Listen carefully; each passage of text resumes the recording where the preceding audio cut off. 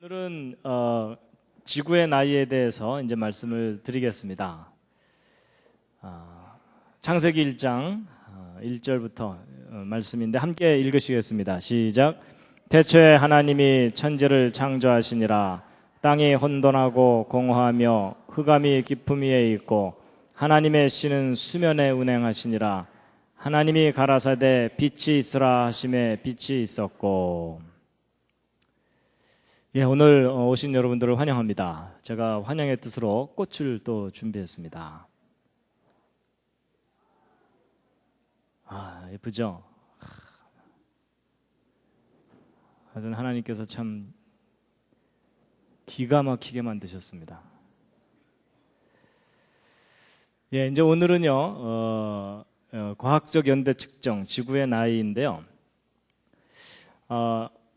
미리 말씀드려야 될 것 같습니다. 오늘 좀 어렵습니다. 그래서 너무 무리가 된다 싶으시면 그냥 중간에 주무셔도 괜찮습니다. 지구의 나이에 관한 것인데요. 방사성 동위원소 연대 측정 방법 믿어도 되나 뭐 이런 겁니다. 일단 뭐 저런 어려운 단어가 나오니까 일단 기가 죽으시죠. 예, 큰일 났다 나 문과인데 뭐 이러시면서 신명기 32장에 있는 말씀인데요. 함께 읽으시겠습니다. 시작. 옛날을 기억하라. 역대의 연대를 생각하라. 내 아비에게 물으라. 그가 내게 설명할 것이요 내 어른들에게 물으라. 그들이 내게 이르리로다. 옛날을 기억하고 역대의 연대를 생각하라. 도대체 이 역사가 어떻게 된 건지 생각하라는 겁니다. 아비에게 물어라. 어른들에게 물어라. 그러면 설명해주고 대답해줄 것이다 라고 돼 있죠. 근데 문제는 요즘 어른들에게 이 지구가 얼마나 오래됐어요 이렇게 물어봐도 잘 대답을 못 해줍니다. 왜냐하면 바쁘니까. 그렇죠? 예. 그래서 우리의 삶이 너무 분주하다 보니까 이제 이런 부분에 대해서 우리가 잘 알지 못하고 대답을 못 해줍니다. 근데 성경에는 분명히 대답해 줄 것이라고 돼 있기 때문에 사실 어른들이 대답해 줄 수 있어야 됩니다. 현재 진화론에서는요, 우리가 살고 있는 이 우주가 한 150억 년 이상 됐을 거다 이렇게 얘기합니다. 그리고 우리가 살고 있는 이 지구는 도대체 얼마나 오래된 것이냐 하는 것인데, 여러분 진화론에서는 이 지구가 얼마나 오래됐다고 가르칩니까? 예, 딱 한 학생이 알고 있습니다. 45억 년. 예. 그래서 한 45억 년 됐다 그러는데 진화론에 의하면 지금부터 46억 년 전에 이 지구가 태양으로부터 떨어져 나와서 불덩어리였다가 점점점 식었고, 그 와중에 분자들이 자기들끼리 결합해갖고 생명체가 저절로 생겨났고, 그리고 수억 년 세월 지나는 동안 이 다양한 생명체들이 생겨난 거다라는 겁니다. 그래서 이 지구 나이가 이제 46억 년 됐다 그러는데, 그럼 도대체 그 근거가 뭐냐 이렇게 물어보면 아는 사람들 별로 없습니다. 좀 이제 아는 분들이 방사성 동위원소 연대 측정법에 의해 그렇다 이렇게 얘기를 합니다. 근데 사실 저 방사성 동위원소 연대 측정법 참 이해하기 어려운 그런 내용입니다. 함께 읽으시겠습니다. 여전히 우리를 당황하게 하는 장면인데요. 예, 바로 창세기 1장인데요. 이제 다음 주에는 이제 저걸 읽으실 수 있도록 제가 가르쳐 드릴 겁니다. 예, 기대해 주시고요. 근데 성경을 보면, 여러분 성경 전체 역사를 정리해 보면 도대체 창조된 때가 지금부터 몇 년 전쯤입니까? 여러분 그 성경 역사를 기록된 그대로 정리를 하면 지금 현재 우리가 지금 2006년을 지금 살고 있는데, 2000년 전에 예수님 오셨고요. 그 다음에 예수님보다도 2000년 전에 이스라엘 사람들의 조상이 아브라함입니다. 아브라함은 BC 2000년경 인물이고, 그리고 또 이 아담부터 아브라함, 이삭, 야곱까지는 성경의 족보가 자세하게 나와 있습니다. 그래서 그대로 정리를 하면은 또 아담부터 아브라함까지가 한 2000년 정도로 정리가 됩니다. 그러면 2000년 하니까 모두 몇 년입니까? 한 6000년 정도로 역사가 정리가 됩니다. 자, 여러분 이 지구가 얼마나 오래됐는가에 대해서 이 학교에서 배우는 진화론에서는 46억 년 됐다 그러고요. 성경에 근거해서 이게 정리하고 계산해 보면 한 6000년 정도다라는 겁니다. 근데 여러분은 저 둘 중에 어느 쪽을 믿으십니까? 그래도 한 45억 년 쪽이 좀 타당할 것 같다 하시는 분. 아니, 분위기상 손 못 들지 마시고요. 예. 아니다. 난 정말 6,000년 됐다고 믿는다. 오, 예, 의외로 용감하시군요. 예, 내려주시기 바랍니다.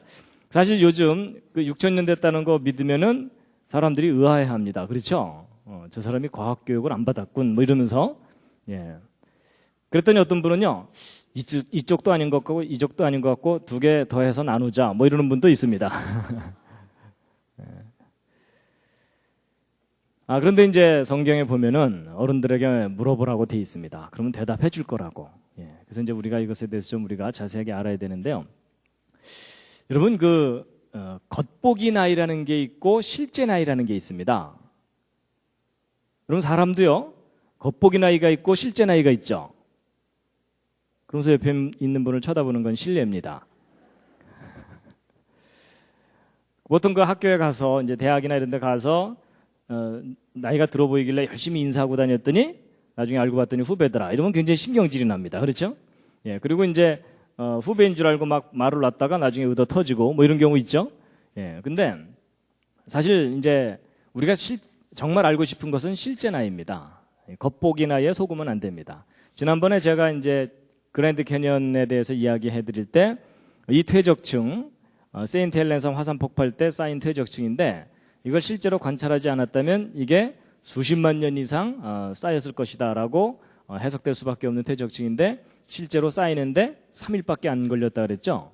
예. 그래서 겉보기에는 한 몇십만 년 된 것 같아 보이지만 실제로는 3일, 뭐 전체 쌓인 기간은 2년밖에 안 되는 겁니다. 그래서 우리가 겉보기 나이와 실제 나이를 혼동하면 잘못된 결론을 얻게 됩니다.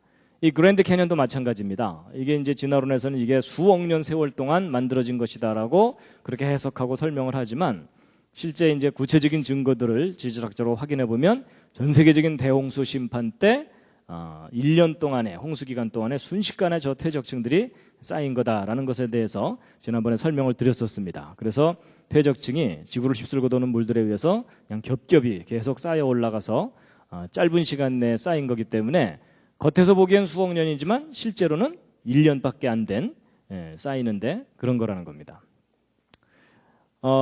우리가 이제 어떤 대상들에 대해서 연대를 측정할 때 이게 얼마나 오래된 거냐라는 걸 측정할 때 직접 연대를 측정할 수 있는 게 있는가 하면 직접 측정하지 못하기 때문에 간접적으로 그 연대를 추정하는 수밖에 없는 경우가 있습니다. 그래가지고 이런 나무 같은 것들은 직접 연대를 측정해 볼 수가 있습니다. 뭐가 있기 때문에 그렇죠? 예, 나이테가 있기 때문에 이 나이테를 세면은 이게 몇 년 됐다라는 것을 거의 정확하게 이제 측정할 수가 있습니다. 그래서 이제 이 나이테 숫자를 세보면 이건 400년 된 나무인데요. 1597년부터 1991년까지 한 400년 동안 자란 나무의 나이테이고요. 이건 제가 독일의 그 프랑크푸르트 박물관을 갔을 때 사진 하나 찍어온 건데 이 나무 단면을 이렇게 전시해 놨는데요. 이게 2000년 된 나무라고 합니다. 2002년 된 나무. 그러니까 예수님 당시쯤 심겨졌던 나무다. 이렇게 봐야 되는 거죠. 그래서 이제 이 나이테를 세면은 나무 같은 것들은 직접 연대를 측정해 볼 수가 있습니다. 근데 이런 돌멩이나 이런 것들에는 나이테가 있지를 않거든요. 그러니까 이것은 직접 측정을 못하고 간접적으로 그 연대를 추정하는 수밖에 없습니다. 그랬을 때 이제 이렇게 간접적으로 그 연대를 알아내는 방법에는 상대 연대 추정법이라는 게 있고 절대 연대 측정법이라는 게 있는데요. 이제 상대적인 거란 건 무슨 말이냐면 A가 B보다는 오래됐다. 뭐 이런 식으로 순서만 이렇게 정하는 겁니다. 근데 이제 절대 연대 측정이라는 것은 A가 정확하게 몇 년 됐다. 이걸 알아내는 겁니다. 그래서 이제 이 절대 연대 측정법이라고 널리 알려진 것이 소위 그 방사성 동위원소 연대 측정법입니다. 여러분 그 창조론과 진화론 논쟁을 하다가 가장 안 풀리는 부분이 이 연대 문제입니다. 사람들이 잘 이해 못하고 있고 안 풀리는 부분이. 그래서 사실은 이제 이 강의가 좀 딱딱하고 지루하기 때문에 제가 안 할까 그러다가 또 이 부분에 관심 있는 분들이 있기 때문에 이제 어렵지만 좀 해야 되겠다. 그래서 여러분 오늘의 고비만 잘 넘기시면 다음 주부터는 그래도 좀 낫습니다. 그래서 이제 오늘만 잘 넘겨주시면 감사하겠습니다.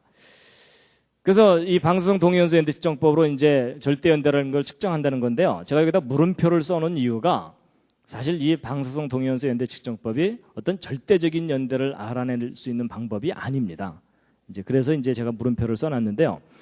어쨌든 이 방사성 동위원소의 대표적인 예가 우라늄, 방사성 탄소 뭐 이런 것들입니다. 일단 막 상태가 좀 복잡하죠?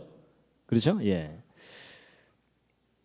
자, 지금부터 문과 분들은 좀 들어주시고 이과 분들은 잠깐 쉬셔도 괜찮겠습니다. 예. 여러분, 하나님이 창조하신 이 세상에는 수많은 물질들이 있는데 그런 물질의 가장 작은 단위가 원자입니다. 원자. 근데 그 원자를 하나님께서 참 다양하게 많이 만들어 놓으셨어요. 우리 골치 아프게. 그래서 저거 외우시느라고 꽤 고생하셨죠? 예, 포기한 분들도 꽤 계시고요. 예, 그런데 그래서 가장 가벼운 수소부터 시작해서 이렇게 무거운 원소들까지 다양하게 있는데, 자, 이제 오늘 연대 측정을 좀 이해를 하시려면 이 기본 지식을 좀 가지셔야 되기 때문에 제가 간단하게 좀 설명을 드리면요. 모든 물질의 기본이 되는 원자는 그 중심 부분에 핵이 있고 전자가 그 주변을 이렇게 돌아다니고 있습니다. 그래서 이제 요 핵에는 양성자와 중성자라는 게 이제 뭉쳐 있거든요. 그래가지고 요 양성자와 중성자의 개수에 따라서 이 원소의 성질이 달라집니다. 이 원자들이. 그래서 제일 가벼운 원소인 수소는 양성자 하나, 중성자 하나가 요 중심에 있고요. 그래서 이 양성자의 개수를 이제 원자 번호라 그러고 요 두 개 합친 것을 원자량, 그러니까 원자 하나의 무게 뭐 이렇게 얘기를 합니다. 지금 막 방언이 나오고 있죠? 네. 그 다음에 이제 탄소는 이 양성자 6개, 중성자 6개 이래가지고 이렇게 돼 있습니다. 그러니까 원자량이 12입니다. 원자 무게가. 그런 거 하면 예를 들어 이 우라늄이 있죠. 우라늄은 이 양성자가 92개, 중성자가 100개가 넘어요. 그래서 이 우라늄 원자 하나는 이 수소 원자 하나보다도 100배 이상 무거워요. 그래서 우라지게 무거워서 우라늄이라고 했는지는 잘 모르겠지만 뭐 하여튼 그렇습니다.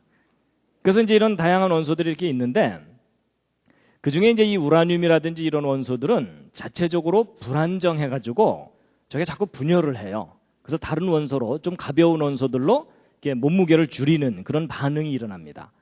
그래서 저런 반응을 한꺼번에 갑자기 일으켜버리면 저게 핵폭탄이 되는 겁니다. 저걸 천천히 일으키면 거기서 열이 많이 나오거든요. 그래서 그 열을 이용해서 핵 발전을 하는 거고요. 요즘 큰 이슈가 되고 있는 그 핵 문제가 바로 이제 저런 원소들을 하나님께서 만들어 두셔서 그런 겁니다. 예. 그래서 이제 특히 이 우라늄이 그 동위원소라는 게 많거든요. 이 동위원소라는 게 뭐냐면 양성자 개수는 똑같은데 중성자 개수만 하나 둘씩 틀려가지고서 무게만 다르고 화학적인 성질은 똑같은 것을 이제 동위원소라고 얘기합니다.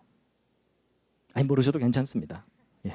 그냥 이제 가장 기본적인 내용을 말씀드린 건데요. 그리고 이제 각 동위원소마다 반감기라는 게 있습니다. 자, 이 반감기라는 걸 이용해서 이제 연대를 측정한다고 하는 거거든요. 그래서 이제 이 반감기가 뭐냐? 이게 반쯤 감기 들었다 이런 뜻이 아닙니다. 그게 아니고 절반으로 줄어드는 데까지 걸리는 시간 이런 뜻입니다. 그래서 여러분 이런 우라늄들은요. 그 원소 자체가 불안정하기 때문에 자꾸 다른 원소로 변해가는데 최종적으로 납으로 변해갑니다. 그래서 이 우라늄 원자가 이만큼 있다가 절반 정도로 납으로 변하는데 걸리는 시간이 있거든요. 그걸 반감기라고 얘기합니다. 그래서 처음에는 우라늄만 100% 있다가 우라늄이 절반으로 줄어드는 데까지 걸리는 이 시간이 있겠죠. 이 시간을 반감기라고 합니다. 그래서 이제 100% 있다가 50%로 줄어들 때에 걸리는 시간이나 50% 있다가 25%로 줄어드는 데까지 걸리는 시간이나 희한하게도 시간이 똑같이 걸려요. 그래서 항상 어떤 상태에서 절반으로 줄어드는데 걸리는 시간을 반감기라고 얘기합니다. 일단 요걸 아셔야 연대 측정 원리를 아시게 되기 때문에 말씀을 드리는 건데요. 근데 여러분 저게 어려운 게 아닙니다. 지금 이 강의에도 반감기가 있습니다. 처음에 시작할 때는 일단 끝까지 들어보자 하고서 다 눈을 뜨고 계시다가 이제 20분쯤 지나면 절반 정도가 기절을 하십니다. 그리고 또 한 20분 지나면 그 중에 또 절반이 기절을 하시고, 하여튼 이렇게 되는 거 아시죠? 그런 걸 반감기라고 합니다. 그래서 그럼 이제 보세요. 이걸 알면 이제 별로 어렵지 않은 거가, 예를 들어 처음에 우라늄만 100% 있었는데 지금 현재 4분의 1만 남았다. 4분의 1만 남았다 그러면은 이 반감기를 2번 지나간 거죠. 그렇죠? 그럼 예를 들어 이 우라늄의 반감기가 45억 년이다. 그러면 지금 4분의 1만 남았다면 90억 년이 지나간 겁니다. 시간이. 바로 이제 그런 원리를 이용해서 연대 측정을 하는 건데요. 그래서 이제 항상 절반씩 이런 식으로 줄어들기 때문에 그 반응 생성물인 이 납은요, 이제 반대로 이렇게 늘어나게 됩니다. 그래서 전체 합은 일정하게 되는 이제 그런 반응인데요. 그래가지고 이제 방사성 동위원소 연대 측정법의 가장 기본적인 원리는 이제 요 그림을 이해하시면 되는데요. 이 우라늄은 납으로 변화가는데 절반 정도 변화가는데 걸리는 시간이 45억 년이나 걸립니다. 45년이 아니고요. 45억 년. 그랬더니 어떤 분이 그걸 뭐 직접 측정을 했냐 그러는데, 여러분 인간이 45억 년을 살 수 없기 때문에 저건 직접 측정하는 게 아니고 지금 현재 변하는 속도로 볼 때 45억 년쯤 지나야 절반 정도로 줄어들겠구나. 뭐 이렇게 돼서 이제 하는 겁니다. 그래서 이제 반감기가 45억 년이에요. 그래서 연대 측정의 첫 번째 알아야 되는 것은 반감기를 알아야 됩니다. 그래서 예를 들어 우라늄을 포함하고 있는 어떤 돌이 이렇게 있으면 그 돌 속에 우라늄이 이제 있다면 이제 우라늄의 반감기를 알아내야 되는데 어쨌든 45억 년이고요. 그 다음에 어쨌든 우라늄이 납으로 변해가는 거니까 시간이 지나면 지날수록 납의 비율이 많아지겠죠. 그렇죠? 그러면 이 우라늄과 납의 비율을 측정해보면 이 돌이 얼마나 오래됐는지 알 수 있겠죠? 그래서 두 번째는 이제 비율을 측정을 합니다. 근데 이제 요 두 개만 가지고 나이를 알아낼 수가 없습니다. 이 돌에. 무엇을 알아야 되냐면 맨 처음 상태가 어땠는지를 알아야 됩니다. 그래서 처음에 우라늄만 100% 있었다. 근데 지금 현재 어느 돌 속에 우라늄과 납이 절반씩 있다. 그럼 이 돌은 몇 년 된 거겠습니까? 예, 아주 쉽습니다. 45억 년 된 거다. 이런 뜻입니다. 그래서 지구상에 있는 돌 중에 우라늄을 포함하고 있는 광물 중에 그런 돌 중에 우라늄과 납의 비율이 그러니까 우라늄에 비해서 납의 비율이 가장 많은 돌을 찾아내면 그 돌이 제일 오래된 돌이겠죠. 그래서 이제 그걸 찾아서 분석을 해봤더니 절반 정도가 납이더라. 뭐 이런 상황이라는 겁니다. 그러니까 이 지구는 최대 몇 년 된 거예요? 45억 년. 이렇게 얘기를 하는 겁니다. 알고 보니까 사실은 쉽죠. 그렇죠? 예, 어떤 분이 이제 뒤늦게 이제 이 수요 예배에 왔어요. 왔더니 4분의 1만 눈을 뜨고 듣고 있더라. 그럼 이 강의 시작한 지 몇 분 된 거겠습니까? 20분의 절반씩이니까 40분 지난 거예요. 그렇죠? 그래서 지금 시작한 지 40분 지났구나라고 알게 되는 것과 같은 이치입니다. 쉽죠? 알고 보면 쉬워요. 그래서 이제 이런 방법으로 지구 나이가 45억 년 됐다라고 얘기를 하는 거거든요. 그러면 원리가 참 산뜻하고 믿을만 하잖아요. 그렇죠? 근데 여기서 여러분이 좀 신중하셔야 되는 게 있습니다. 뭐냐?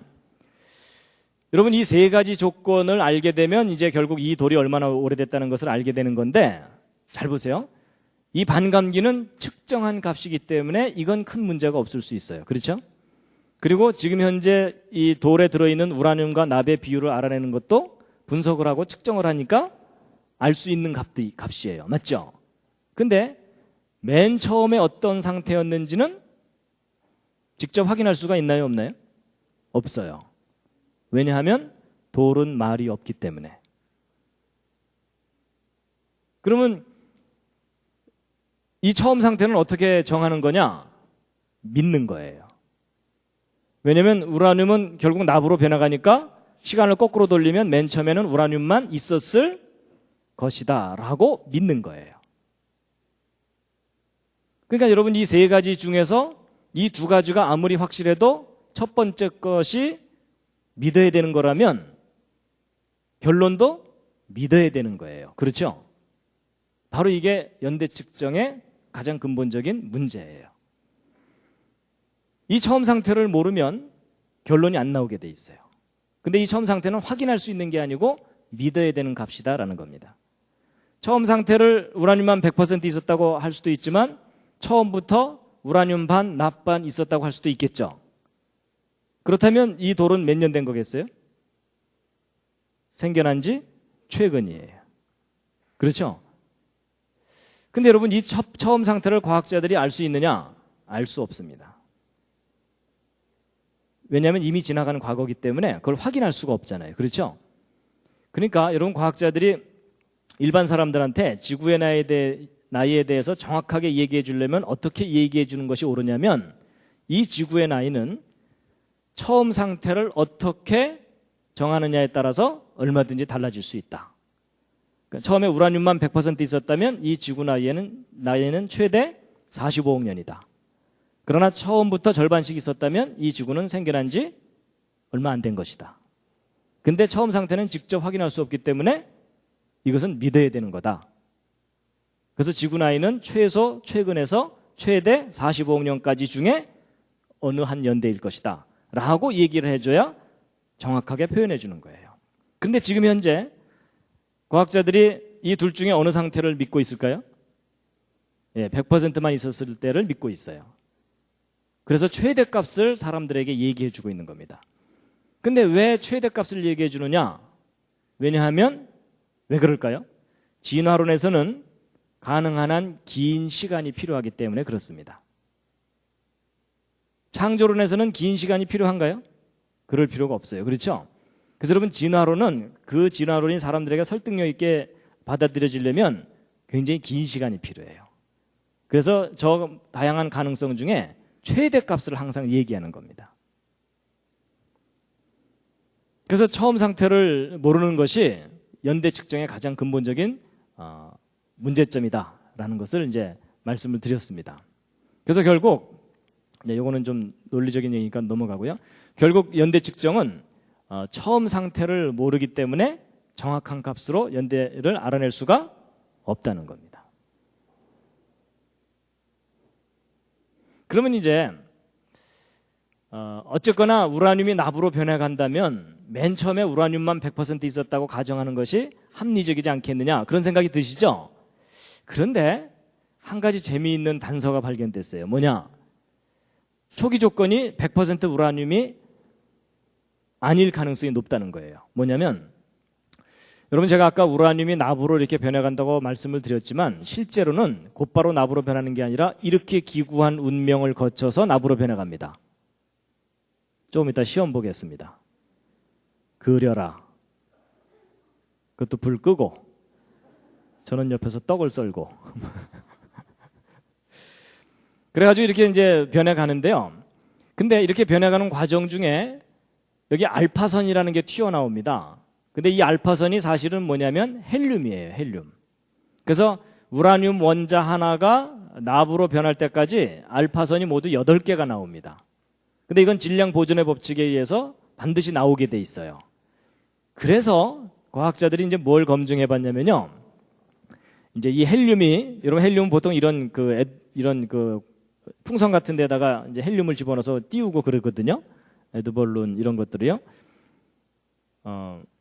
과학자들이 이제 뭘 계산해 봤냐면, 그러면 우라늄이 붕괴돼서 납이 만들어지는 거라면 헬륨은 계속 그동안 나왔을 거 아닙니까? 그래서 지구가 정말 45억 년 됐다면 45억 년 되는 동안 그동안 빠져나온 헬륨의 양을 계산을 해볼 수가 있겠죠. 그래서 정말 45억 년 된 만큼 헬륨이 방출돼 나왔는지를 검증을 해볼 수가 있어요.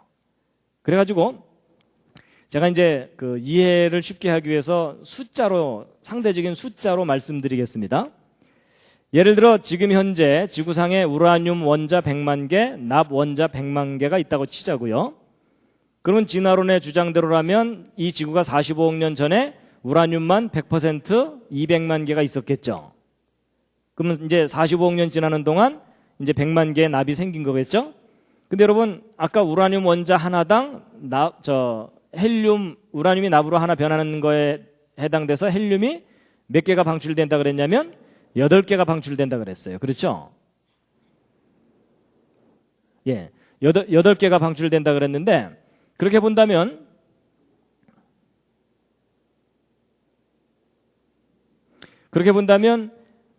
이제 우라늄 100만 개가 줄어들었으니까 헬륨은 몇 개가 방출돼야 되겠습니까? 제가 너무 어려운 부탁을 드렸나요? 몇 개가 방출돼야 되냐면 800만 개가 방출돼야 돼요. 그렇죠? 그럼 이제 정말 지구가 45억 년 된 거라면 이 지구 표면에는 헬륨이 800만 개가 있어야 돼요. 그렇거든요? 근데 여러분 이제 과학자들이 이 지구상에 있는 헬륨의 양을 측정을 해봤어요. 뭐 지구 전체를 다 뒤져갖고 측정했다는 얘기는 아니고 헬륨은 가볍고 골고루 퍼지기 때문에 어느 한 지역에서 농도를 측정하면 지구 전체 값을 크게 오차 없이 측정할 수가 있거든요.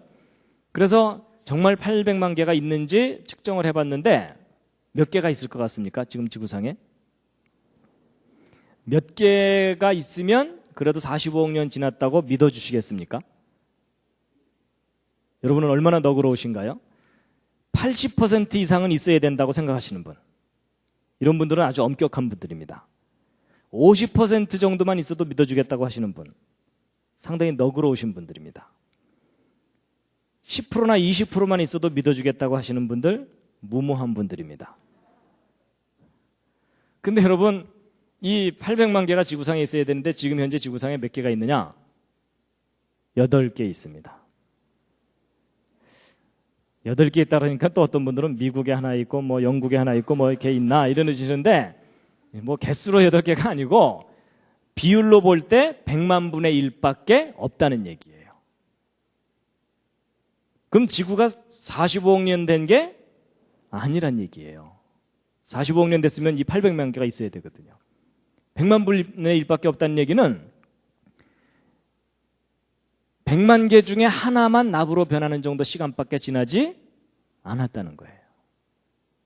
그러면 100만 분의 1만 납으로 변한 시간밖에 지나지 않았다는 얘기는 초기 조건은 오히려 100% 우라늄이 아니라 처음부터 절반씩 있었다고 해야 옳다는 겁니다. 그래서 이 방사성 동위원소 붕괴에 의해서 지구 연대를 주장하는 과학자들한테 이상한 점이 바로 이거예요. 너무 헬륨이 적다는 거예요. 지금 지구상에. 자, 그런데 이제 보세요. 지금 이 물리학자들이 이런 상황을 알까요, 모를까요? 자기 전공인데 알겠죠. 그렇죠? 그러면 저걸 어떻게 해결할까요? 일단 지구 나이가 45억 년 됐고 진화가 일어났다는 것은 변경시키지 않으려고 하기 때문에 저걸 어떻게 설명하느냐? 그동안 방출된 이 800만 개의 헬륨이 지구 바깥으로 그동안 날아갔다. 이렇게 설명을 해요. 근데 네가 봤냐? 이러면 또 할 말은 없어요. 날아갔을 수도 있고 안 나갈 수도 있는데 그럼 이제 이게 정말 날아갈 수 있는지 아닌지를 또 서로 막 계산을 하잖아요. 그럼 양쪽에서 계산을 하는데 여러분 조건을 어떻게 결정하느냐에 따라서 결과가 달라지게 돼요. 근데 그 조건들이 수십 개예요. 결국 무슨 얘기냐면 자기가 어떤 관점을 갖고 바라보느냐에 따라서 결론이 달라질 수가 있다는 얘기죠. 그럼 결국 지구 나이 정확하게 알 수 있다는 거예요? 없다는 거예요? 이 방법으로는 지구 나이를 정확하게 알 수 없다는 거예요. 그러니까 이게 무슨 얘기냐면 일반 사람들은요, 이 과학자들이 무슨 특별한 존재인 것처럼 생각했고 돌멩이 하나 주고서 이거 얼마나 오래됐는지 좀 알아주세요 이러면은 과학자들이 무슨 기계에다가 이렇게 탁 집어넣고 단추 딱 누르면 끼리릭 한 다음에 주인님 몇 년 됐습니다. 뭐 이렇게 나오는 줄 알아요. 근데 그렇지가 않습니다. 실제 그 연구를 시작해서 결론이 나올 때까지 모르는 거 투성이에요. 모르는 거 투성인데 과학자들은 모르는 게 있으면 항상 어떻게 하느냐? 이런 조건이 이렇다면 하고 가정을 하게 돼 있어요. 그래서 가정이 그 과정 중에 하나라도 들어가면 결론은 사실이 아니라 믿는 거예요. 왜냐면 이 가정을 믿어야 이 결론이 나오니까요. 그렇죠?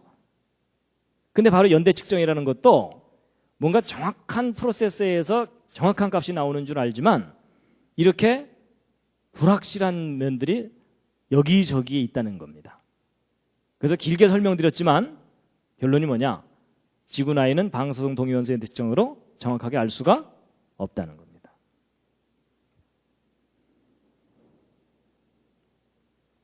그런데 이제 이런 면은 있습니다.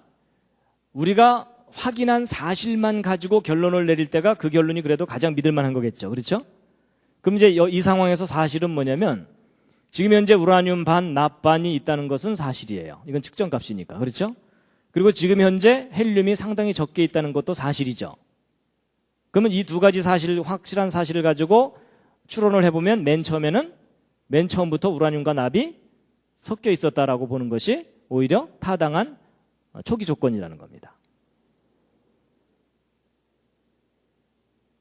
그래서 이제 말씀을 드렸고요. 잠시 기지개를 한번 쫙 켜시겠습니다.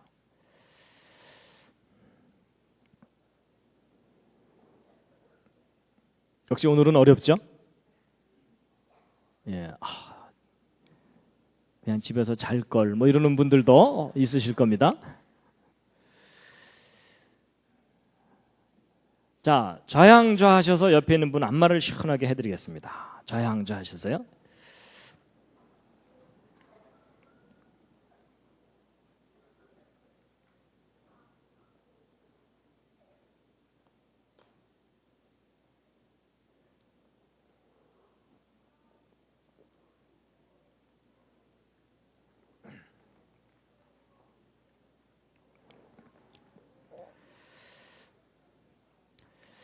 예, 반대로도 해주시겠습니다. 반대로도.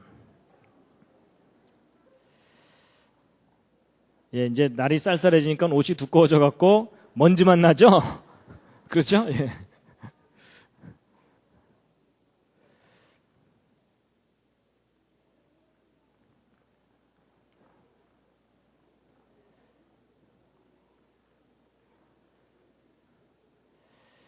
예.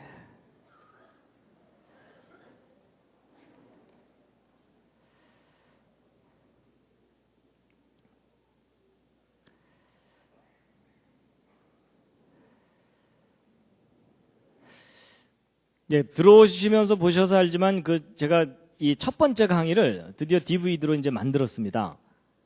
그래서 이렇게 강의한 내용을 그대로 찍은 다음에 자료 화면들을 다 이렇게 집어넣어 가지고 이제 이해하기 쉽게 이렇게 만들었는데 특히 첫 번째 강의는 전도 대상자에게 이렇게 권해드리면 아주 효과가 있습니다. 그래서 널리 좀 많은 분들에게 드려서 이 대한민국 모든 사람들에게 이 내용이 상식이 되는 그날까지 여러분들이 협조를 해주셔야 됩니다. 그래서 이게 상식이 되면요, 이 내용이 상식이 되면 대한민국 기독교 국가 됩니다. 거의 뭐 안 믿는 표정들이신데. 자, 이제 근데 이런 겁니다. 여러분 이제 앞에까지 얘기한 것은 어느 정도 이론적이고 논리적인 얘기였고요. 여러분 아무리 좋은 논리도 실제 적용했을 때 맞아야만 돼요. 맞죠? 그래서 이제 방송 동영상 연대 측정 원리는 이게 만들어져 있지만 그걸 실제 현장에 적용했을 때 맞아야 그 방법이 옳은 거잖아요. 그렇죠? 그래서 이제 실제 이 그랜드 캐년에 대해서 연대 측정한 결과를 예로서 말씀을 드리겠습니다. 정말 방송 동영상 연대 측정 방법이 믿을 만한지요? 여러분 이 그랜드 캐년은 지난번 말씀드린 대로 이게 이제 쌓인 후에 깎여나가고 뭐 이런 과정을 되풀이한 건데 일단 이 처음에 퇴적층이 이렇게 쫙 쌓였다가 한번 깎여나갔어요. 그렇죠? 깎여나가지고서 이제 선캄브리아계 퇴적층이 이렇게 지금 있고요. 그 다음에 이제 대홍수 때 다시 퇴적층이 쌓인 거예요. 그렇다가 홍수 이후에 호수가 뻥 터지면서 그랜드 캐년의 계곡이 푹 깎여나갔다 이런 말씀을 드렸죠. 그래서 단계적으로 보면 이제 이렇게 형성된 것인데 그런데요. 이 선캄브리아계가 이제 고생된데 이 그랜드 캐년의 주 퇴적층이 쌓인 기간은 한 3억 년쯤이라고 이렇게 보고 있습니다. 그래서 이 그랜드 캐년에 대해서 이제 연대 측정을 해야 되는데 근데 이제 여러분 그런 거 아세요? 모든 암석에 대해서 동위원소 연대 측정을 하는 게 아닙니다. 일단 퇴적층에 대해서는 방사성 동위원소 연대 측정을 적용하지 않습니다. 자, 이게 무슨 말이냐? 일단 옆에 있는 분과 한번 상의해 보시겠습니까? 퇴적층에는 방사성 동위원소 연대 측정을 적용할 수 없다라는 말이 무슨 말인지 별로 상의하고 싶은 표정들이 아니십니다. 여러분 이게 무슨 말이냐면요. 이 퇴적층, 바로 이게 어디서부턴가 옮겨와서 쌓인 것을 퇴적층이라고 하는데, 여러분 보세요. 우리가 알고 싶은 건 뭘 알고 싶은 거냐면 이 퇴적층이 쌓인 때가 언제냐를 알고 싶잖아요. 그렇죠? 근데 이 퇴적층 속에 들어있는 이 우라늄이나 납은 퇴적될 때 쏙 들어가는 게 아니고 이 흙들이 옮겨오기 전부터 그 흙 속에 포함되어 있던 것들이에요. 맞죠? 그럼 이 동위원소들은 퇴적한 때부터 붕괴하는 게 아니고 여기로 오기 전부터 붕괴하고 있었기 때문에 얘네들이 알려주는 것은 퇴적 때부터의 연대가 아니라 여기 오기 전부터의 붕괴된 시점을 가르쳐 주는 거니까 정작 이 속에 들어있는 동위원소를 분석해봤자 퇴적 당시의 연대를 알 수 있는 게 아니죠. 그래서 여러분 퇴적층에 대해서는 퇴적암에 대해서는 방사성 동위원소 연대 측정 방법을 적용하지 않아요. 해봤자 의미도 없고. 그런데 그런 사실 모르셨죠? 근데 여러분 지구상에 있는 지구 표면에 있는 대부분의 암석은 뭐라고요? 퇴적암들이에요. 그리고 정작 우리가 알고 싶은 것도 퇴적된 연대를 알고 싶은 거예요. 근데 대부분의 퇴적암에 대해서는 측정을 직접 못해요. 참 아이러니한 일이죠. 그럼 이제 어떻게 해야 되느냐? 이 속에 있을 수 있는 어떤 화성암에 대해서만 합니다. 이게 마그마가 녹았다가 굳어진 거 있죠? 그런 것들에 대해서만 연대 측정이 가능해요. 그래가지고 이 그랜드 캐니언의 구조를 보면은요, 대부분은 다 퇴적층이기 때문에 이걸 직접 떼어내갖고 연대 측정하는 게 불가능하고, 여기 보시면은 이 산캄브리아기 퇴적층 중에 이 카르디나스 베이설트라고 하는 화성암이 있어요. 요거에 대해서 이제 연대 측정이 가능하고, 그 다음에 여기 용암이 이렇게 뿜어져 내려온 이런 게 있거든요. 이제 요거에 대해서만 연대 측정이 가능해요. 그래갖고 여기 보시면 여기 까맣게 흘러내린 거 있죠? 그러니까 이 용암은 계곡 파이고 난 다음에 흘러내린 거잖아요. 근데 요 밑에 있는 것은 이 퇴적층 형성됐을 때 이제 형성된 거겠죠. 그러니까 요 밑에 있는 요 카르디나스 베이설트라고 하는 것하고 요 위에 흘러내린 것 사이에는 진화론에 의하면 적어도 몇 년 이상 차이가 나야 되냐면 이 고생대 퇴적층 쌓이는 데만 3억 년 걸렸다 그러니까 적어도 3억 년 이상 연대 차이가 나야 되죠. 어느 쪽이 젊어야 됩니까? 요 위에 흘러내린 게 젊어야 되죠. 그래갖고 이제 요 두 샘플에 대해서 방사성 동위원소 연대 측정을 한 결과값이 바로 요 값들인데, 요걸 좀 크게 좀 해가지고 크게 해서 이제 그 연대를 알려드리면요. 일단 여기 있는 카르디나스 베이설트라고 하는 이 암석에 대해서 연대 측정을 여러 가지 방법으로 해봤더니 평균 10억 년보다 약간 아래예요. 그렇죠? 그러면 여기 흘러내린 이 용암은 이것보다는 적어도 몇 억 년 젊어야 되죠. 그렇죠? 그러니까 대략 5억 년 근처의 연대가 나와야 되겠죠? 근데 실제 이제 요 샘플에 대해서 기존의 방사성 동위원소 연대 측정 방법을 그대로 적용을 해서 연대를 측정해 봤더니 몇 년이 나오느냐? 평균 10억 년이 넘어요. 이건 너무 이상하죠? 그러니까 손자가 할아버지보다 더 늙은 거예요.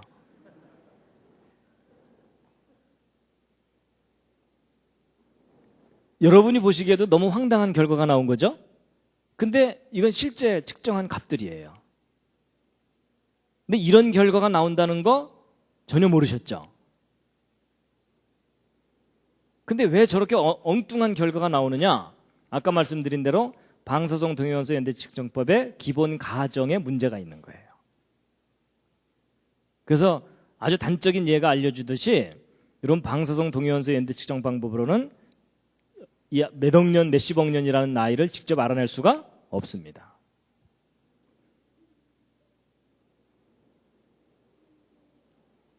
그래서 이제 이 방사성 동위원소 연대 측정으로는 이런 것들을 알 수가 없고요. 그리고 지난번에 말씀드린 대로 이 퇴적층이 대홍수 때 1년 만에 쌓인 거라면 이런 연대들이 의미가 있겠어요, 없겠어요? 사실 아무 의미가 없는 겁니다. 이제 그 이유가 바로 이제 이 초기 조건, 이 처음 상태가 어땠느냐에 대해서 모르기 때문입니다. 그래서 이 방사성 동위원소 연대 측정법은요, 측정법이 아닙니다. 추정하는 겁니다. 그나마 수많은 모순들을 안고 있는 그런 방법입니다. 그럼 이제 여러분이 한 가지 궁금한 게 있을 텐데요. 뭐냐면 신문이나 텔레비전이나 이런데 가끔 뭐 이런 거 나와요. 뭐 몇 억 년 전 화석이 발견됐다. 뭐 이런 거 있죠. 그럼 이제 사람들은 그런 발표를 들으면 무슨 생각을 하냐면 과학자들이 어련히 알아서 방사성 동위원소 연대 측정으로 그 화석에 대해서 연대를 측정했겠거니 이런 생각하시죠? 그건 너무 아니란 생각입니다. 여러분, 과학자들이 절대로 화석의 연대를 직접 측정할 수 없습니다. 여러분, 아까 제가 말씀드린 대로 이 그랜드 캐니언의 퇴적층은 직접 연대 측정 못한다 그랬죠.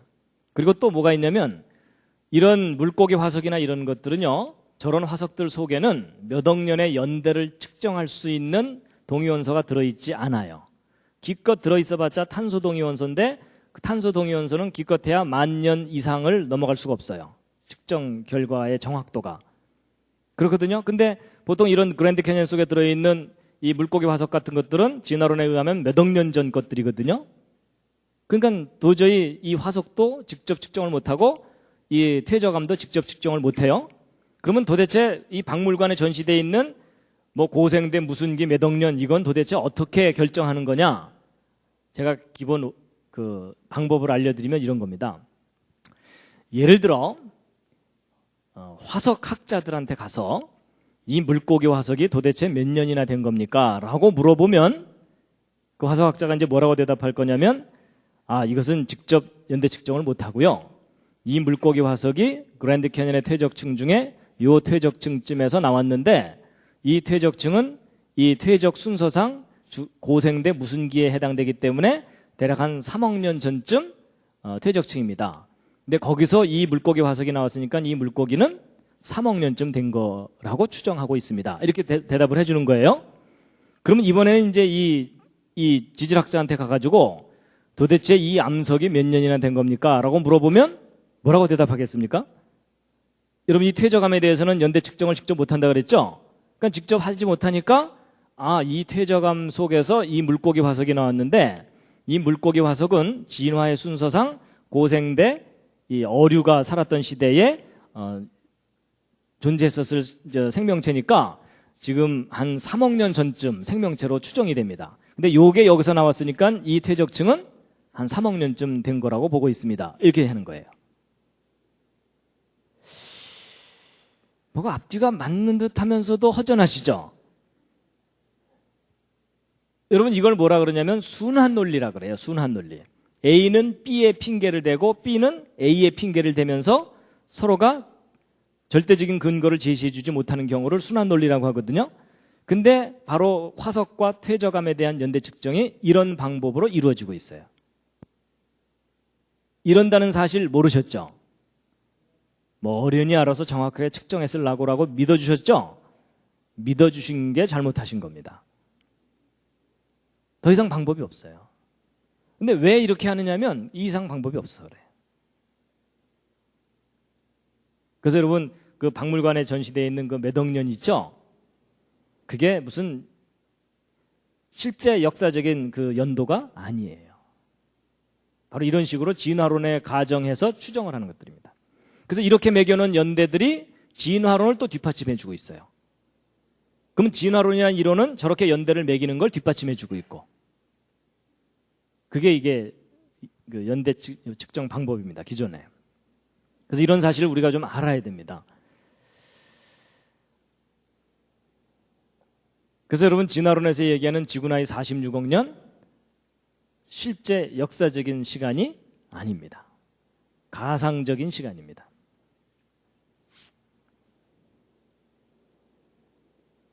그동안 너무 믿어주셨습니다.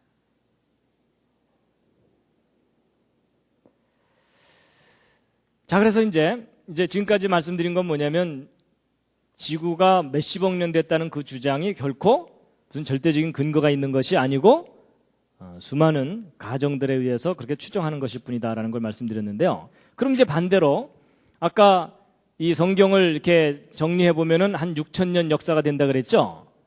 그러면 지구가 그렇게 젊다는 무슨 객관적인 증거라도 있느냐? 최근에 과학자들이 이 지구가 젊을 수밖에 없는 구체적인 증거들을 발견하기 시작했어요.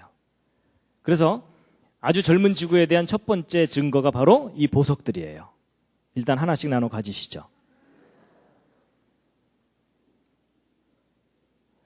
여러분, 성경을 보면 그 계시록에 보면 막 황금 보석이 있는 그 천국에 대한 기록이 나오잖아요. 그렇죠? 그래서 하나님께서도 이 보석을 참 귀하게 이제 생각하시고 또 그렇게 이제 표현을 하시는데, 근데 놀랍게도 저 보석 속에다가 하나님께서 기가 막힌 증거를 넣어두신 거 아세요? 최근에 이제 과학자들이 그걸 발견했는데요. 젊은 지구의 증거를 넣어두셨어요. 보통 이런 보석들은 진화론에 의하면은 아주 아득한 과거에 막 열과 압력을 받아서 형성된 거다, 이렇게 이제 얘기를 하기 때문에 저런 돌 자체가 아주 오래된 연대를 나타내는 것처럼 사람들이 그렇게 알고 있는데요. 일단 구경부터 하시죠. 근데 이런 보석 종류가 기본적으로 지르콘이라고 하는 암석이거든요.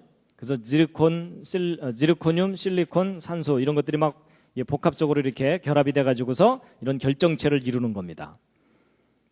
그런데 최근에 과학자들이 이제 어떤 걸 발견했냐면, 이런 지르콘이라고 하는 이런 보석들 속에 우라늄 원자들이 아주 미세하게나마 들어있다는 것을 알게 됐어요. 그래갖고 이 속에 들어있는 이 우라늄이 시간이 지나면서 붕괴되면서 헬륨을 방출시키거든요, 이렇게. 그런데 놀라운 사실은 이런 것들이 막 몇 억 년 이상 됐다고 사람들이 그렇게 생각해 왔었는데, 몇 억 년 전에 이게 정말 존재했었다면 그동안 방출된 헬륨은 원자 크기가 너무 작기 때문에 아주 쉽게 저 암석 바깥으로 빠져나가요. 그러면 저런 돌이 정말 수억 년 세월 지난 거라면 저 속에는 그동안 방출된 헬륨이 남아있질 않고 대부분 다 슬슬슬 빠져나가 있어야 돼요. 근데 최근에 어떤 것들이 발견됐냐면, 이제 15억 년쯤 됐을 거라, 15억 년 전에 만들어졌을 거라고 하는 이런 이 보석 속에서 상당량의 헬륨이 남아있는 게 확인이 되고 있어요. 그럼 무슨 얘기냐면요, 이게 만약에 정말 이런 보석이 수십억 년 전에 만들어진 것이라면 이 우라늄이 붕괴되면서 방출되는 이 헬륨이 비교적 짧은 시간에 빠져나가 버리거든요. 그럼 지금 현재 이런 돌 속에는 헬륨이 있을 수가 있어요, 없어요? 거의 없어야 돼요. 맞죠? 근데 지금 현재 이런 돌 속에 상당한 헬륨이 발견되고 있거든요. 그렇다는 얘기는 얘네들이 방출돼서 빠져나가기 시작한 지 얼마 안 됐다는 뜻입니다.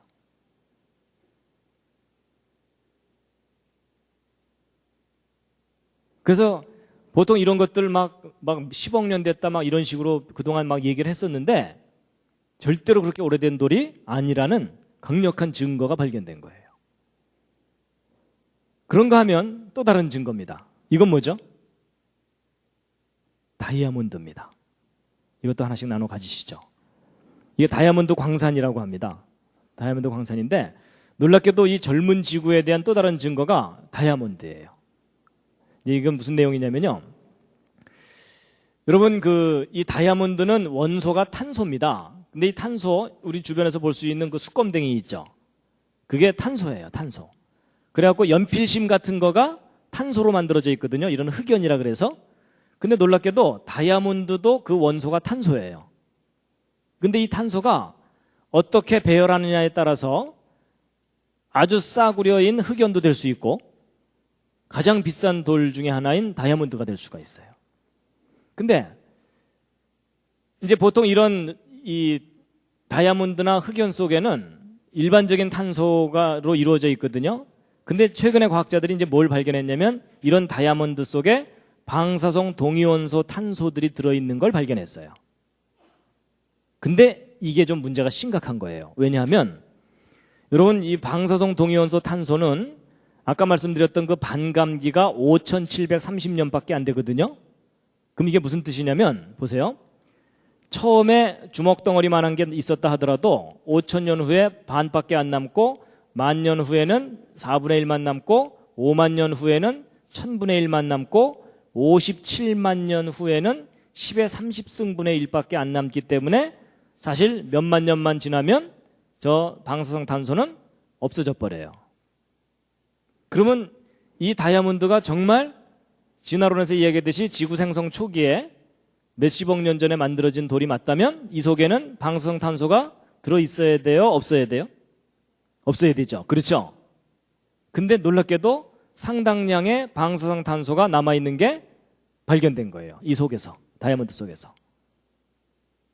그동안 저런 다이아몬드가 무지 오랜 세월 전에 만들어진 것이라고 생각했었는데 이 다이아몬드가 만들어진 지 얼마 안 됐다는 증거가 발견된 거예요. 조금 전에 말씀드린 그것과 똑같은 원리입니다. 정말 이게 그렇게 오래전에 만들어졌다면 방사성탄소는 다 제로가 돼 있어야 되는데 상당량의 방사성탄소가 남아있거든요. 그렇다는 얘기는 이게 만들어진 지 얼마 안 됐다는 겁니다. 그래서 이게 최근에 발견된 증거들이에요. 그래서 우리가 그동안 굉장히 오래됐을 거라고 생각했던 그런 연대들이 그냥 다 무너져 버리는 그런 증거예요. 그래서 여러분, 하나님께서 이 세상을 창조하신 지 얼마 안 됐습니다. 그 다음에 이제 거의 이제 한 20%만 남아 계십니다. 나머지는 다 이제 기절하셨습니다.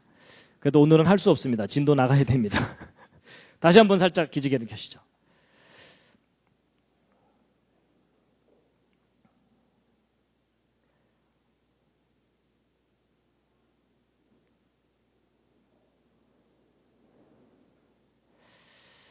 그 다음에 이제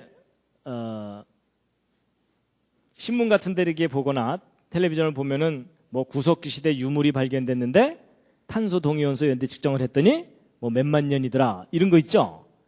인간의 유골도 발견을 했는데 뭐 직립원인의 유골을 발견했는데 뭐 그게 뭐 몇십만 년 됐다 뭐 이런 얘기들을 하잖아요. 그랬을 때 이제 도대체 그런 유물들에 대해서 연대를 매기게 되는데 보통 이제 방사성 탄소를 이용해서 연대를 매긴다 그래요.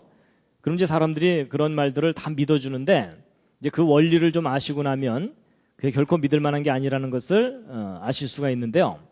여러분, 탄소 동위원소 연대 측정법은 이제 원리가 뭐냐면요. 여러분, 공기 중에 질소가 있죠. 그렇죠? 여러분, 이 공기 중에는 산소가 20%, 질소가 80% 이렇게 있습니다. 근데 질소는 우리가 아무리 마셔도 우리 몸으로 들어오질 않고 그냥 얘는 들락날락만 하고 산소만 이제 우리 몸속에 흡수됐다가 그러는 거거든요. 근데 공기 중에 이렇게 질소가 있는데 이런 질소가 우주선을 맞으면 우주선이라 그랬더니 어떤 분이 뭐 챌린저하고 충돌했나 이러는데 그런 우주선이 아니고 우주의 어떤 강한 빛들이에요. 그런 빛들을 맞으면 얘네들 중에 핵가닥 해가지고서 탄소로 변하는 경우가 있어요. 그러니까 얘는 출시는 질소인데 화학적인 성질은 탄소예요. 근데 이제 질소가 탄소로 변했기 때문에 얘는 방사성 탄소예요. 그런데 이런 탄소가 산소하고 결합해서 CO2를 만든 다음에 광합성을 통해서 식물 속에 흡수가 되거든요. 그럼 이렇게 흡수된 이런 식물을 이런 말이나 이런 초식 동물들이 뜯어 먹으면 이 몸속에 방사성 탄소들이 저렇게 들어가겠죠. 그렇게 이제 그래서 얘가 이제 살아있는 동안에는 먹고 배설하니까 몸 안의 농도가 일정하게 유지되다가 얘가 죽고 나면 어떻게 되겠어요? 더 이상 들어오는 방사성 탄소는 없는데 얘는 시간이 지날수록 점점 붕괴되어 가거든요. 그래서 얘가 죽고 나면은요, 이 속에 들어있던 방사성 탄소가 다시 질소로 되돌아가 버려요. 그래갖고 시간이 지날수록 점점 이렇게 방사성 탄소의 양이 줄어들게 돼 있어요. 그러면 방사성 탄소가 얼마나 줄어들는지를 측정하면 이 뼈가 얼마나 오래됐는지를 알 수 있겠죠. 그래갖고 이제 바로 그런 방법으로 측정을 하는 거예요. 그래서 아까 제가 반감기가 5,000년 정도라 그랬기 때문에 예를 들어 이제 처음에 이런 상태였는데 지금 현재 2개밖에 안 남았다. 그럴 경우는 5,000년 정도가 2번 지난 간 거잖아요. 그래서 이 뼈는 10,000년쯤 된 거다. 이렇게 얘기를 하는 겁니다. 대략 이해가 되시죠? 근데 문제는 우리가 발견하는 건 지금 현재에 발견된 뼈예요, 이게. 근데 얘가 죽을 당시에 탄소 농도는 알 수가 있어요, 없어요? 없어요. 왜냐하면 뼈는 말이 없기 때문에. 그렇죠? 그럼 도대체 이제 얘가 죽을 당시에는 방사성 탄소가 어느 정도 농도로 있었겠느냐를 알아내야 되는데 직접 알 수가 없으니까 어떻게 가정을 하냐면 지금 현재 살고 있는 말 뼈 속에 방사성 탄소가 얼마나 들어있는지를 알아내갖고 얘도 죽기 직전에는 이런 농도였을 거라고 가정을 하는 거예요. 가정을 한다는 얘기는 아까부터 뭐였어요? 믿어야 된다는 얘기라 그랬죠? 그러면 얘가 정말 죽기 전에, 이 뼈가 죽기 직전에 이런 농도였겠느냐 하는 것을 검증을 좀 해봐야 되는데 어떤 게 있냐면요. 여러분, 지구가 큰 하나의 자석인 거 아시죠? 그래서 북극과 남극이 있어갖고 그 나침반 같은 걸 이렇게 놓으면은 N극은 북극을 가리키고 이러잖아요, 한쪽이. 그래서 지구가 한 큰 자석입니다. 그래서 이 지구가 자석인 것이 이제 자기장이 이렇게 형성되거든요. 근데 이 자기장이요, 지구를 보호해주는 역할을 합니다. 여러분, 태양으로부터 태양풍이라고 하는 아주 강한 전자기파들이 막 폭풍처럼 이게 우주 바깥으로 뿜어져 나가거든요. 근데 이 지구가 이걸 직접 맞으면 이 안에 있는 생명체들이 다 죽을 정도로 치명적인 해를 입어요. 근데 지금 이 자기장이 이것을 저항해갖고 이 태양풍이나 이런 것들을 비껴나가게 하고 있어요. 그래서 이 자기장은 지난번에 제가 노아홍수 때 궁창유의 물이 지구를 보호했다 이런 말씀 드렸죠. 그런 것처럼 이 자기장도 지구를 태양의 강한 살인 광선들로부터 보호해주고 있어요. 근데 문제가 뭐냐면요, 지금 현재 이 지구 자기장이 점점 약해지고 있어요. 이 지구가 점점 보호를 받지 못하고 있게 된다는 뜻이에요. 그래서 이 지구는 지금 망해가는 쪽으로 계속 가고 있습니다. 그래가지고 도대체 이 지구의 자기장이 얼마 만에 절반으로 줄어드는가 그 속도를 쭉 측정을 해봤더니 대략 1400년마다 절반으로 줄어들어요. 그러니까 지금 현재 1가우스 정도의 지구 자기장이라고 한다면 1400년 전에는 2가우스, 2800년 전에는 4가우스 이 정도로 강했던 거예요. 그러니까 한 3000년 전만 해도 4배 정도로 자기장이 강했기 때문에 자기장이 강하면은 지구를 더 잘 보호해 줄 수 있겠죠? 근데 3000년 전에 지구 자기장이 4배로 강했다면 왜 지구 바깥에서 들어오는 강한 전자기파들이 상당히 많이 막아지죠. 그 자기장이 강하면 이 강한 광선들이 지구 쪽으로 못 들어오기 때문에 이 질소가 방사성 탄소로 변하는 비율이 작게 돼요. 그러면 지금부터 3000년 전만 하더라도 이 방사성 동위원소가 대기 중에 아주 희박했던 거예요. 엷었던 거예요. 그러면 지금부터 2~3000년 전에 죽은 동물의 몸속에 들어있던 방사성 탄소는 원래 적었던 거죠. 그렇죠? 근데 문제는 지금 우리가 어떻게 계산을 하냐면 지금 현재 살고 있는 말뼈 속에 들어있는 방사성 농도는 상당히 높거든요. 근데 지금 현재 값을 초기 조건으로 했기 때문에 굉장히 오래된 것처럼 계산이 된다는 뜻이에요. 그래서 바로 이런 것들이 이 과정 속에 들어있기 때문에 방사성탄소 동위원소를 분석해가지고 연대를 정확하게 측정한다는 일이 그렇게 정확한 값이 아니라는 겁니다. 그래서 이제 한 가지 어떤 재밌는 걸 말씀드릴 거냐면요. 공룡 화석을 방사성 탄소를 이용해서 연대를 측정해 본 거예요. 근데 이제 이게 좀 문제가 심각한 겁니다. 뭐냐? 여러분, 공룡은 진화론에 의하면 수천만 년 전에 멸종한 동물이에요. 맞죠? 그러면 수천만 년 전에 멸종한 그 공룡 뼈 속에 탄소가 들어있었다 하더라도 아까 말씀드린 대로 방사성 탄소는 반감기가 5000년밖에 안 되니까 몇만 년만 지나면 거의 제로가 된다 그랬죠? 그러면 정말 이 공룡 뼈가 수천만 년 전에 죽은 뼈라면 이 방사성 탄소는 이 공룡 뼈 속에 남아 있어야 돼요? 없어야 돼요? 당연히 없어야 돼요. 맞죠? 그건 엄연한 사실이죠. 진화가 맞다면, 진화론의 주장이 맞다면. 근데 놀랍게도 아크로켄토사우루스라든지 알로사우루스, 아주 유명한 공룡들이거든요. 이 공룡 뼈들에 대해서 방사성 탄소 연대 측정을 해봤더니 36,000년, 25,000년, 23,000년 이런 연대가 나왔어요. 그럼 여러분, 이렇게 연대값이 측정이 됐다는 얘기는 저 공룡 뼈 속에 뭐가 들어있다는 얘기예요? 방사성 탄소가 들어있으니까 측정한 거잖아요. 그렇죠? 이게 엄청난 모순인 거 아시겠죠? 정말 공룡이 수천만 년 전에 멸종한 게 맞다면 절대로 이런 결과는 나오면 안 되는데 이런 결과가 나왔다는 얘기는 거꾸로 생각해야 돼요. 이 공룡들이 죽은 지 얼마 안 됐기 때문에 공룡뼈 속에 탄소 동위원소가 남아있는 거예요. 이건 실제 측정되는 값들이에요. 그러면 이제 이 측정한 연대값은 맞는 거냐? 그건 일단 아니에요. 아까 말씀드린 대로 저런 측정값들이 초기 조건을 잘못 설정했기 때문에 부풀려지는 연대들입니다. 실제로는 저렇게 몇만 년 된 뼈는 아니에요. 성경이 옳다면은 몇천 년 이내의 뼈들이에요. 그래갖고 이제 미국에서요, 이 창조론 과학자들이 재미있는 장난을 친 적이 있어요. 무슨 장난을 쳤냐면, 공룡뼈를 발견한 다음에 그 아주 유명한 대학의 그 방송 동영상 분석하는 곳에다가 보냈어요. 연대 측정 좀 해달라고. 그런데 이 뼈가 공룡뼈라는 얘기는 안 했어요. 왜 안 했을까요? 그걸 얘기하지 말아야지 객관적으로 공정하게 측정을 해줄 거 아니에요. 그렇죠? 이거 공룡뼈라고 하는 순간 그 측정하는 사람들이 무슨 선입견을 갖겠어요? 이건 중생대에 죽은 거니까 이러면서 선입견을 가지면은 정확한 측정을 못 하잖아요. 그래서 여러분 이런 것들을 뭐라 그러면 블라인드 테스트라 그래서 그 여름에 한참 더울 때 코카콜라, 펩시콜라 지나가는 사람 붙잡아 놓고 눈 가리게 한 다음에 마셔보세요. 어느 게 맛있어요? 뭐 이런 거 하는 거 있죠? 눈을 왜 가리죠? 예, 선입견을 없애야지 공정하게 어느 쪽이 맛있는지를 얘기해 줄 테니까요. 맞죠? 그래서 바로 공정하게 무언가를 하기 위해서 하는 것을 이 블라인드 테스트라고 하거든요. 바로 이제 그걸 해본 거예요. 그래갖고 우리가 이 뼈가 무슨 뼈인지 모르겠지만 이 뼈 연대를 좀 측정해달라 하고 정중하게 편지를 해서 샘플을 보냈어요. 보냈더니 얼마 후에 답장이 왔어요. 답장이 왔는데 그 결과값이 이 값들하고 비슷해요. 10,000년 내외예요.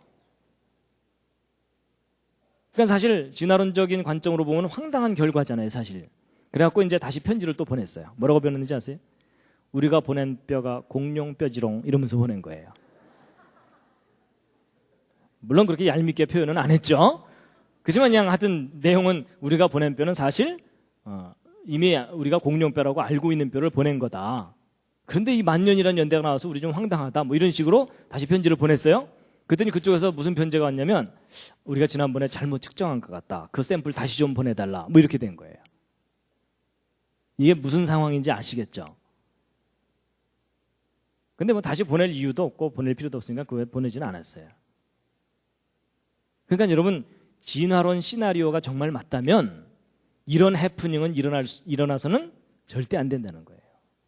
근데 실제로 이런 일이 일어나는 것은 진화론 시나리오 자체가 근본적으로 허구적인 것일 뿐만 아니라 이 연대 측정이라는 것도 그렇게 정확한 연대를 우리에게 알려주는 것이 아니다라는 겁니다. 그래서 여러분 보통 그 기사에 나올 때 몇만 년 넘어가는 것 있죠? 하여튼 10,000년 넘어가는 연대는 이게 상당히 부풀려진 거거나 가공된 연대다라는 것을 생각하시면 틀림이 없습니다. 하여튼 오늘 길게 얘기했지만 결론은 그겁니다. 제발 좀 믿지 말아주세요. 그 연대들. 그래서 그 기본적인 그 상황을 모르면 사람들은 결과만 알으려고 하거든요. 그래서 자꾸 매스컴에서 막 이렇게 큰 문자로 막 몇만 년 이러면 사람들은 그것만 받아들입니다. 그 뒤에 배경은 모르고. 그래서 공룡도 죽은 지 얼마 안 됐다는 거예요. 결국 이 진화론 이게 다 근본적으로 이게 소설입니다. 소설. 예. 그 다음에 이제 이 폴로늄 얘기가 있는데 이건 좀 이거 얘기했다 이제 다 기절을 하시기 때문에 예. 이건 나중에 정말 관심 있는 분들에게 말씀드릴 텐데 이 지구가 이제 요점은 이겁니다. 진화론에 의하면 이 지구가 태양으로부터 떨어져 나서 불덩어리였다가 점점점 식으면서 형성되느라고 굉장히 오랜 세월 걸렸다고 하는 거거든요. 근데 그게 이 시나리오가 근본적으로 틀렸다는 증거가 발견됐어요. 하여튼 제가 그거 자세하게 설명드리면 이제 다 기절하시니까 제가 이거는 좀 넘어가겠습니다. 예, 뭐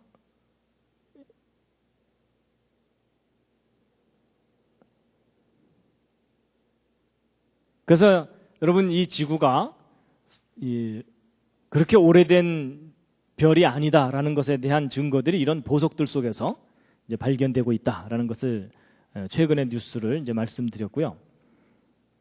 그래서 진화론에서 얘기하는 그 연대들이 이제 잘못된 것이고, 그리고 지난번에 이제 그 제가 인구 증가 계산해 드렸었죠. 예, 인구 증가라는 것으로 검증을 해보아도 이 지구는 뭐 몇십만 년 이상 됐다는 것도 인류 기원 연대가요. 몇십만 년 이상 됐다는 것도 이제 허구다라는 것을 이제 말씀드린 것도 좀 기억을 해 두시고요. 그다음에 이제 역사에 대해서도 지난번 인류 기원 얘기할 때 우리는 하도 진화론 교육을 받다 보니까 구석기 시대가 막 따로 있었다 이렇게 생각하는데 그게 아니라 원시와 문명은 항상 공존해 왔던 거다. 이런 모든 것들을 종합해서 볼 때 결국 인류의 역사, 지구의 역사, 생명의 역사가 진화론에서 얘기하는 그런 연대들이 절대 아니라는 겁니다.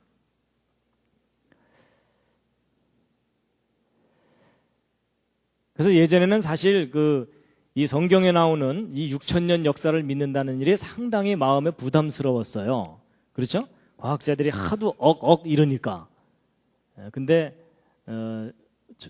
과학이 발달하고 자세한 발견들이 이루어지면서 이 지구가 창조된 지 정말 얼마 되지 않았구나라는 것을 믿을 만한 증거들이 자꾸 발견되고 있습니다.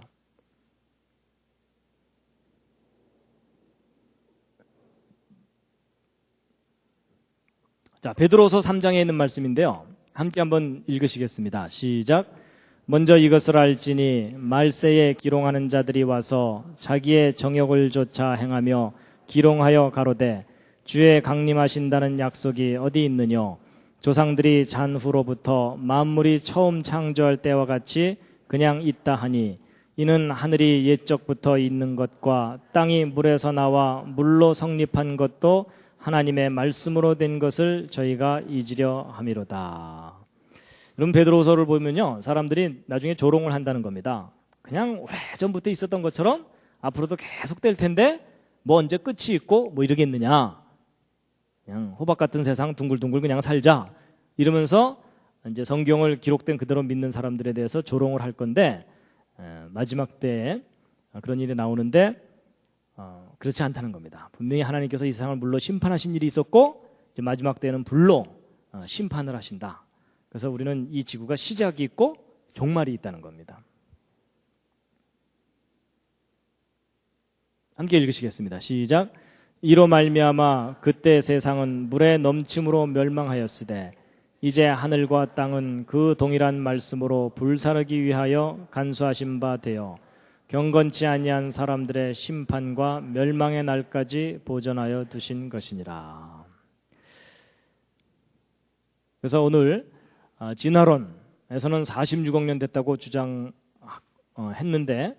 과연 그게 믿을 만한 것인가에 대해서 말씀드렸고요. 그 다음에 이 성경에 정리를 해보면 6,000년이라는 아주 짧은 창조 연대가 나오는데 이건 믿을 만한 근거가 있느냐 하는 것인데요.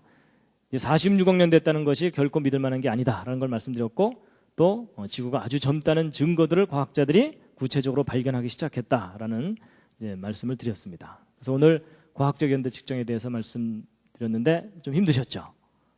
서로 옆에 있는 분들에게 수고하셨습니다.